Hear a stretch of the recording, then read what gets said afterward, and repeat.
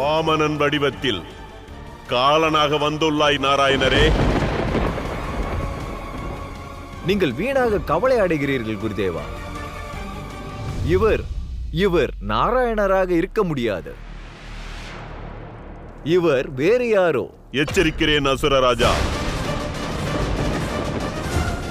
நாராயணர் மற்றும் அவரின் சூழ்ச்சியை நாம் அனைவரும் நன்றாக அறிவோம். ஆனால் அசுரகுரு, தாங்கள் ஒன்றை மறந்துவிட்டீர்கள் என்று எண்ணுகிறேன். தர்மம் பெறுவதில் அந்தணர்களுக்கு முழு உரிமை உள்ளது. அவர்கள் தானம் செய்பவரிடம் எதை வேண்டுமானாலும் கேட்டு பெறலாம்.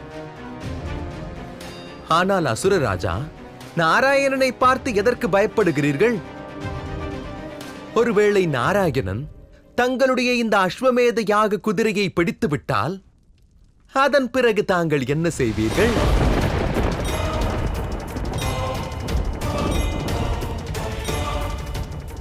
எனக்கு பயமா? சூழ்ச்சிக்காரர் நாராயணரை பார்த்து. நான் அசுரராஜா பலி. யாரை பார்த்தும் எனக்கு பயமில்லை.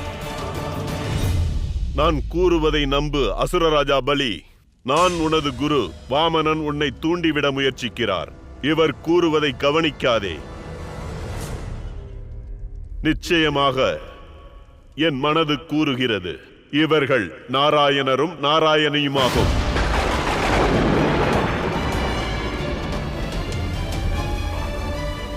குருதேவா, இவர் நாராயணராக இருந்தால்தான் என்ன? இன்று இந்த பிரபஞ்சமே தான் பார்த்து கொண்டிருக்கிறது. இந்த பிரபஞ்சத்தையே காக்கும் ஒருவர் என்னை நாடி தானம் கேட்க வந்திருக்கிறார். என்னால் இத்தகைய பொன்னான தருணத்தை எப்படி இழக்க முடியும்?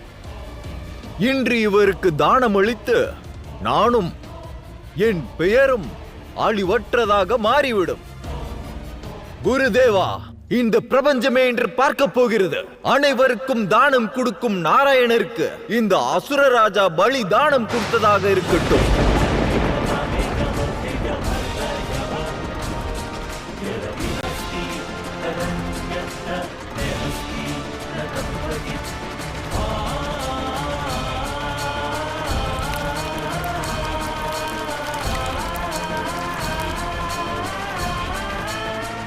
நான் அசுரராஜா பலி உறுதிமொழி ஏற்கிறேன். உங்களுக்கு உங்கள் விருப்பம் படி தானம் தருவேன்.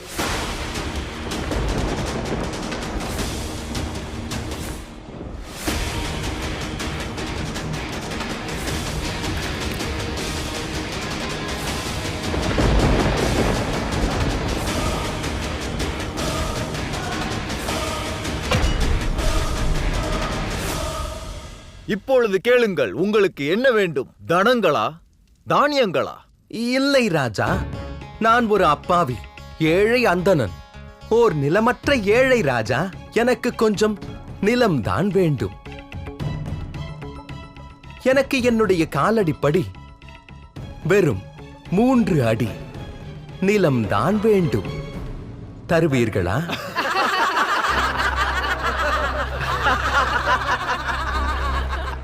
நீங்களே ஒரு குள்ள மனிதர். உங்கள் பாதங்களோ மிக மிக சிறியது. 3 அடியில் என்ன நிலம் கிடைத்துவிடும்? என்ன இது? இவரது உயரம்தான் சிறிதென்று பார்த்தால் தானமும் இப்படி சிறிதாக கேட்கிறாரே. வெறும் 3 அடி நிலத்திற்காக இவ்வளவு தூரம் வந்தாரா இந்த அந்தனர்? எச்சரிக்கிறேன் அசுரவேந்தே, இப்பொழுதும் காலம் உள்ளது. மறுத்துவிடு. இவ்வாறு இவர் தானம் கேட்டதிலிருந்தே நன்றாக தெரிகிறது, இது ஒரு சாதாரண தானம் அல்ல, நாராயணரின் சூழ்ச்சியாகும். எனக்கு தானம் தராமல் இந்த யாகம் முழுமையடையாத அசுரராஜா. எனக்கு என்ன? இங்கு வெறும் கையோடு வந்தேன், வெறும் கையோடே திரும்பிச் சென்று விடுவேன்.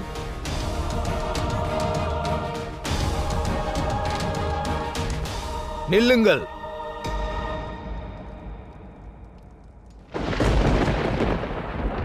என் சத்தியமும் முழுமையடையும், யாகமும் முழுமையடையும். அசுரவேந்தே, அவர் போகட்டும். ஆனால் குருதேவா,